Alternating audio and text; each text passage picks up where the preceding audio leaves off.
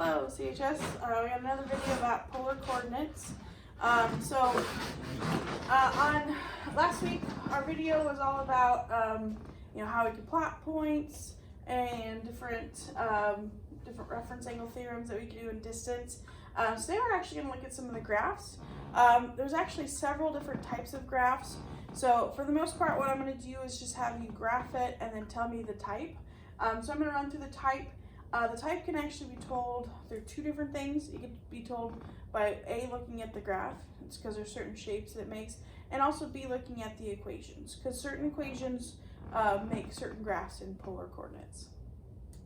So we're going to start with the two basic functions. So there's always two types of equations because with polar coordinates, since it's tied directly to trig, we can actually use sine or cosine with our equation. So here the biggest difference is now instead of having y equals or f of x equals, it's r equals, and our variable is theta. So we'll talk more about that when we get to the examples. But the first type of an equation that we can have is we can just make a circle. So a circle is kind of the most basic type of polar graph. So we can either use sine or cosine. It also is pretty basic function as well.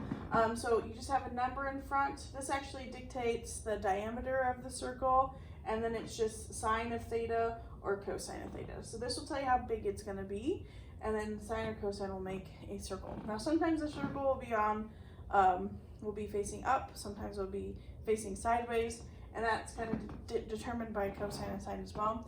We'll look at that from a graphing standpoint in a second. But again, if you just have a number and sine or a number and cosine, that's going to make a circle. The next one is a line. The way we make a line with this is it's actually going to be secant, which is actually the reciprocal of cosine. So kind of reciprocals of those make lines. It's kind of weird how that works out. But again, this will tell you kind of where the line's at. And then you have to use secant. I believe that makes a horizontal line. One of them makes a horizontal line, one of them makes a vertical line. I believe this is horizontal, this is vertical, but I'll have to double check that when we go through an example. So again, whenever you type it in, you do have to type r equals, and I'll show you how you get theta on our graphing calculator. The nice thing is we can still use Desmos. It still recognizes all types of graphs. There's a couple of little things that we have to set up. So there's lines. So if you just see secant or cosecant, that makes a line. The next one is kind of a weird word. It's actually a French word. There is a little accent down there. It's a limaçon. I know it looks like limacon, but you can say it that way, but it's limaçon is how you pronounce it. And that's actually kind of a double oval. So the way you can recognize a limaçon is you'll have some addition in there. So there'll be two numbers here. There'll be one number, and then it added a number with sine or a number with cosine. So you can recognize that from the equation. So if you have the addition in there with sine and cosine, then that'll create a limaçon. Okay? There's actually 7 different types. So we're actually going to look at some examples of these first 3 right now, and then we'll do a couple more as we go along. So we're going to look at a circle, a line, and a limaçon. And like I said, there's 2 ways to identify them. You can either look at the equation. So like sine or circle equations will either just be just sine or just cosine. Lines will be just secant or just cosecant. Limaçons are sine and cosine, but with addition of a single number in there.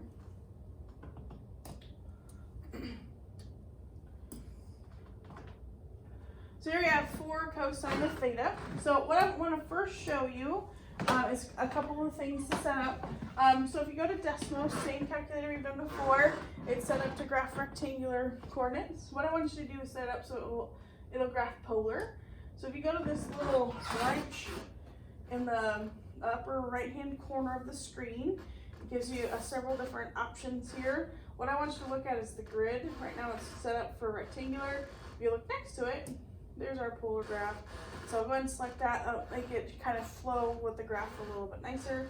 So make sure you switch that into polar form. Okay. Then we're going to type the equation. So our equation was 4 cosine theta, I believe.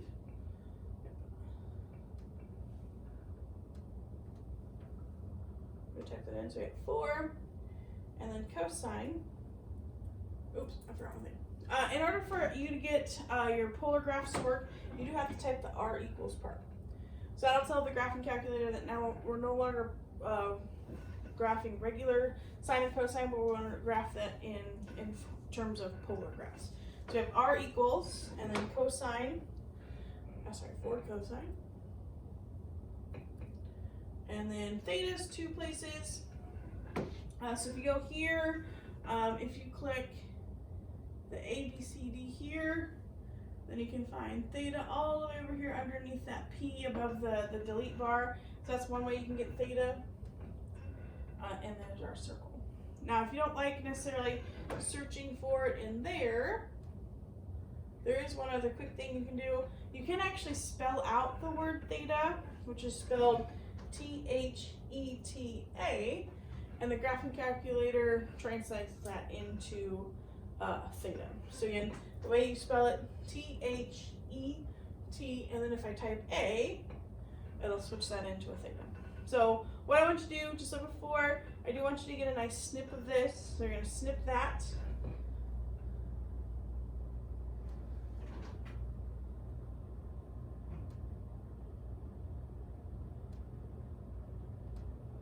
kind of get the axis in there, and then a good chunk of the circle. And again, if you look at this one, like I said, the 4, what it determined was the diameter of the circle.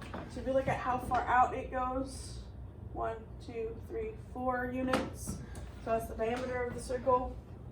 And then we have, this one is about the x-axis. I copy and paste that back into my document.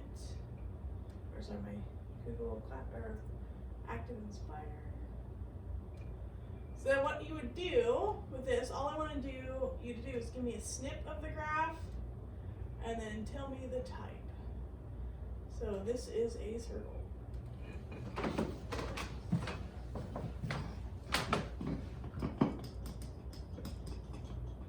There's the first one. Okay. Real quick before I go to the next example, it's just going to give me a line.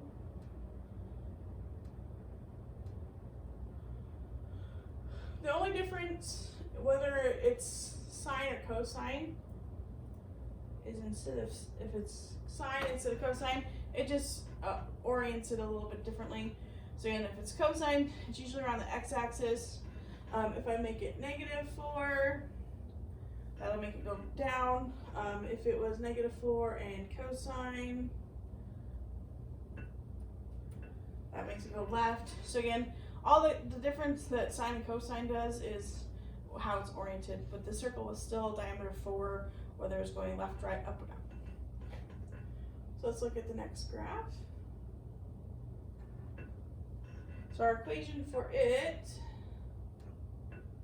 is 2 secant theta. So again, you have to type r equals, and then 2 secant, and then I just type in theta, Theta. There's our line. So like I said, secant makes a vertical line. The only so I'm going to snip that real quick, and then I'll show you the only difference that cosecant makes. Get a nice snip of the line.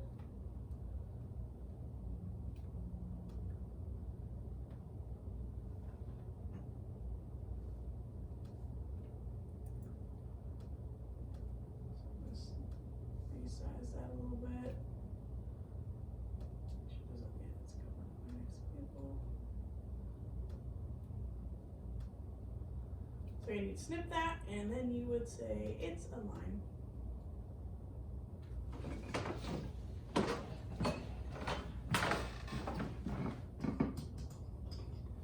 So not a ton I'm going to have you do with the graphs, just kind of get used to. These two are kind of the most basic graphs. Some of the graphs get a little bit crazier. So real quick before we go into the next example, just like I did with the circle, the only difference is if instead of secant, it's cosecant, that makes a horizontal line. So that's why those two things are interchangeable. So that's the only big difference there. Now let's do the next example. And again, with the equation, you can see that it's going to be a Lessson because you have the addition in there. So let's see what that looks like. And actually, I have two different equations I'm going to do with this one because there's two kind of variations of that graph. So it's 2 plus 3 cosine theta. So R equals 2 plus 3 cosine of theta. Okay. Like I said with this one, it's kind of a double oval. So you have the outside oval and then the little inner oval. So this is one variation of it. So if you look at the outside, see how it goes out to 5, and then this inside goes into 1. That actually correlates to these two numbers. So if you add them together, that gives you the outer diameter. If you subtract them, that gives you that inner circle diameter. So again, that's for a Lessson. There's actually two different variations. A lot of times I try to give you these because they're a little more interesting. Sometimes the inner circle is not necessarily defined very much. Let me show you an example of that.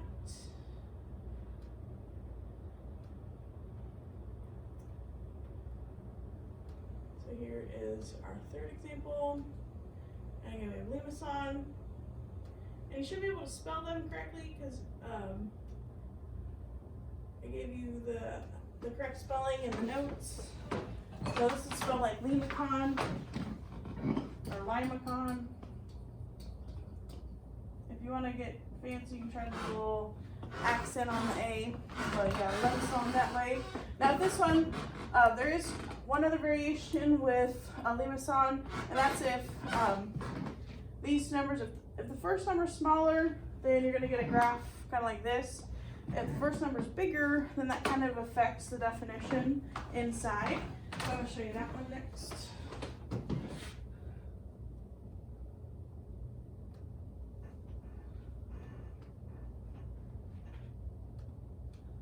So we have R equals 5 plus 4 sine of theta. And again, the only thing that the sine or cosine affects is the orientation. Same thing with this one. So here, the first one, example 4, wow, I took out some examples and I forgot to renumber them, so I'll fix that when I post these, but it should be example 3. That's example 4, okay? So with example 3, again, that first number was smaller, so you had a little more definition inside, and cosine oriented around the side, the x-axis.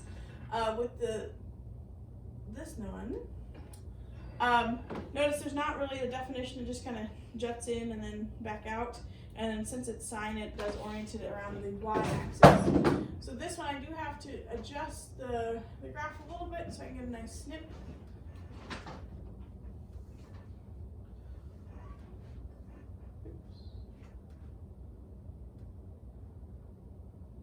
Slip that in.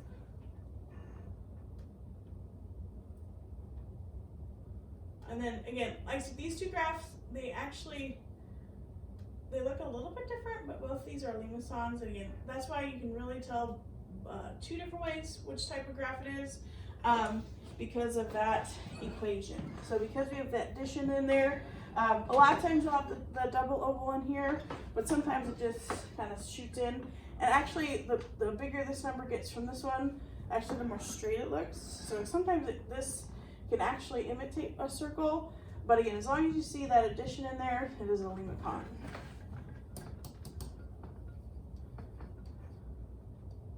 Okay. So we got another type to talk about. This is called a rose. Rose kind of looks like a flower. It actually doesn't look like a regular rose. It looks more like a daisy or something like that, but they call it a rose curve. So what changes with this one? It's actually similar to the circle equation, only now instead of just regular theta, now there's a number with theta, and this actually tells us how many petals we're going to have. So along with rows, when you say rows, I want you to tell me how many petals it has.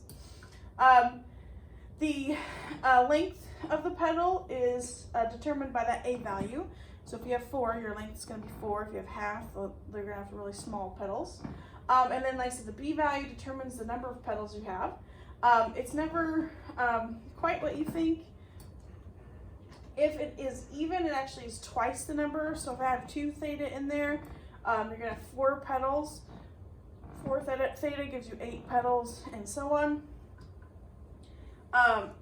If it's odd, then it actually has that exact same number. So it's never quite exactly what you think.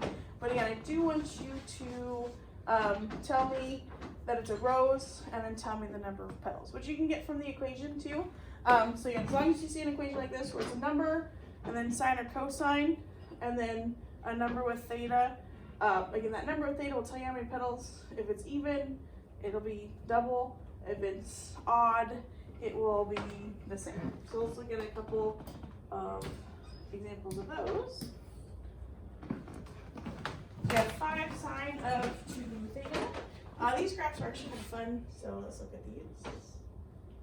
So we have r equals 5 sine of 2 theta.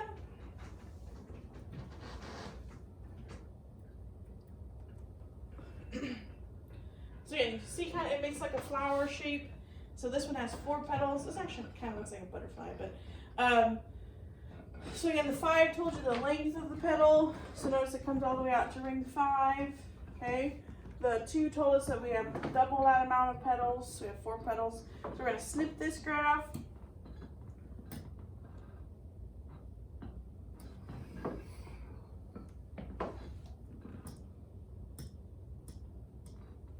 Back into my notes here.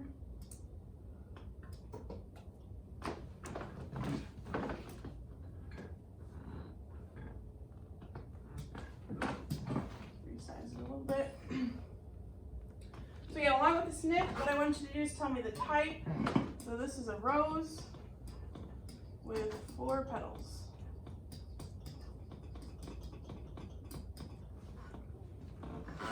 There's the first one.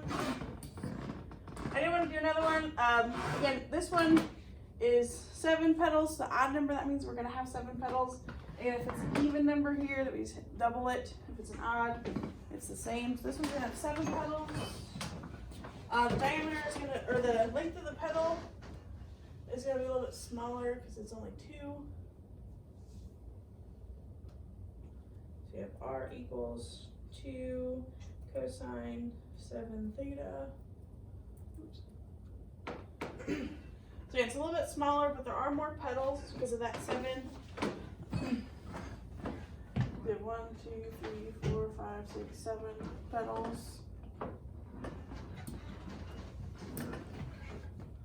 So we're going to snip it.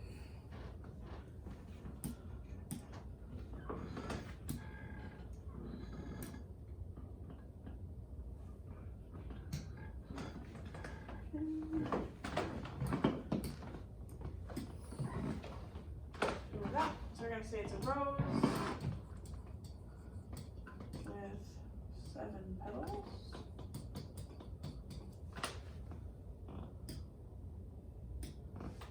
Okay.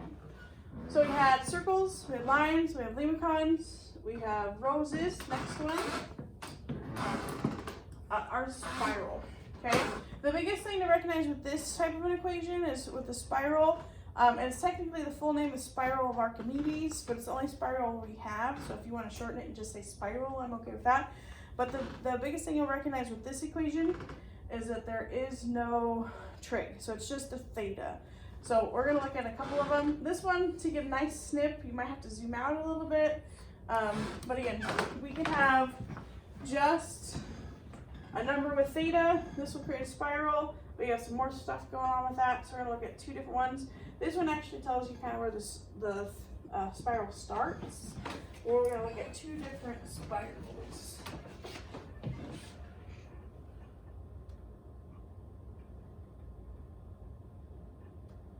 So we still have to have r equals, and then it's 2 theta.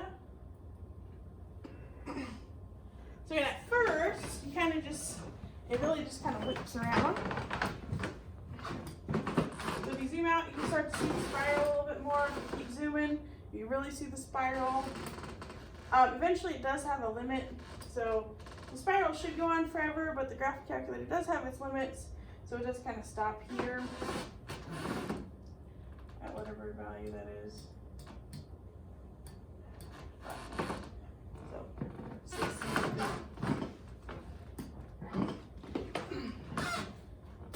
So it does kind of stop there. Technically, it does go on forever.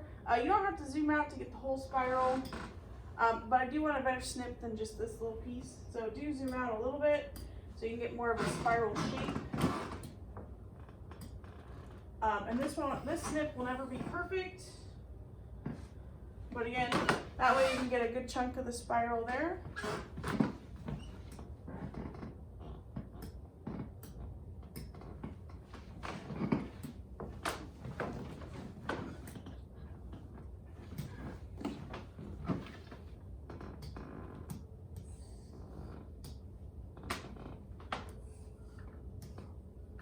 This is example 1. I'm going to use to say it's a spiral. Okay. For 2, like I said, the biggest thing is there's a couple more numbers. So this will actually give us a little bit of a longer spiral. The bigger the number, the longer the spiral. This actually tells us where it orients a little bit different. So here we start at 0. Because of that plus 3, you'll notice it's going to start at 3.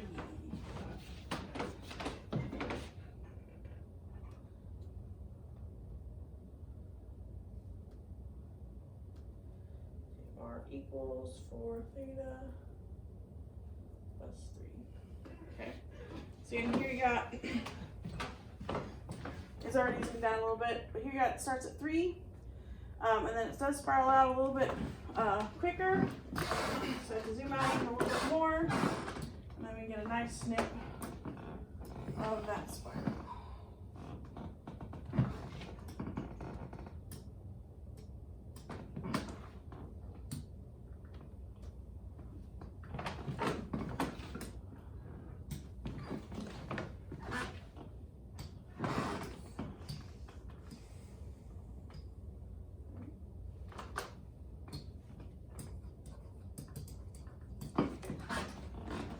So we had circles, we had lines, we had limacons, we had roses, we had spirals. I've got one more. Okay. I think I said 7 earlier, I meant 6. This is called lemon skate. It's different as you'll notice that R is now squared. The biggest thing to look out for with that is the calculator does not recognize R squared. So whenever you see this, you do have to type in the calculator is slightly different than the way you see it on the sheet. Sometimes when I type it up, I go ahead and switch it, but if I ever borrow book problems, then it already has it as R squared, and so you will have to use a slightly different variation. This is called a lemon skate. This actually looks kind of like an infinity when you look at it. So like I said, if I borrow book problems, it'll look like this, but like I said, we can't type it in this way, because if you type it in R squared, it'll tell you error and it won't show you the graph. So, and then if you just forget the square at all, it's going to show up as a rows, and we don't want that either. So the way I'm going to type it in is going to be the square root of 8 sine of 2 theta. So again, don't forget to pay attention. If it's R squared, that creates a different graph. So again, some people accidentally just forget that it's R squared and they type this in, and that's not going to be what you need. So all we need to do is do the square root of 8 sine of 2 theta.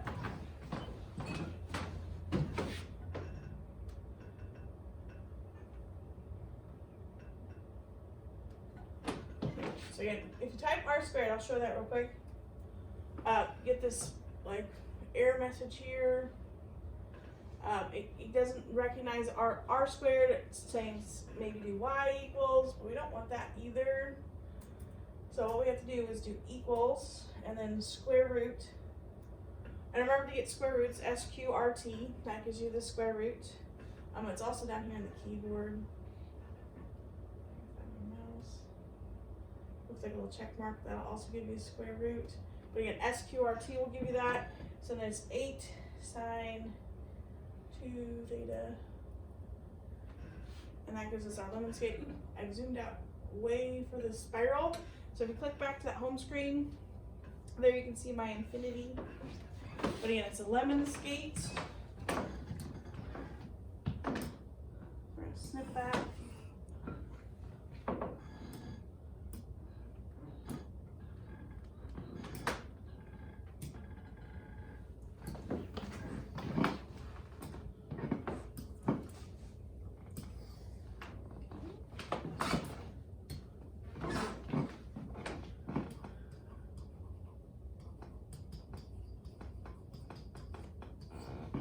It has more consonants and things. That is a lemonscape. So again, if it looks like an infinity, again, make sure you pay attention to that. If I type it, typically I do go ahead and switch it to square root for you.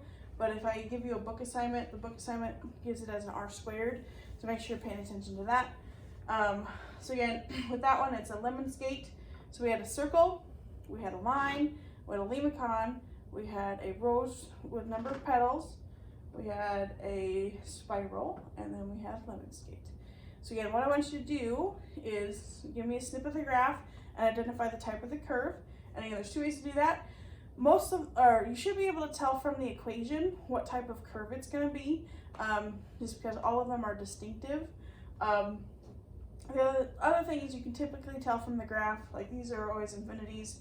Sometimes it's turned a little bit different, but again, it usually makes infinities.